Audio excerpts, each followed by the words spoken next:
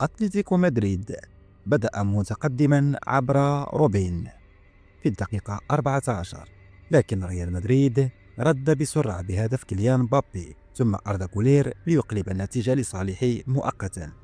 أتلتيكو رد مرة أخرى قبل نهاية الشوط الأول بواسطة ألكسندر سارلوت ليعادل النتيجة. في الشوط الثاني جوليان ألفاريز سجل من ضربة جزاء ليمنح أتلتيكو التقدم، ثم أضاف هدفا من ركلة حرة في الدقيقة 64.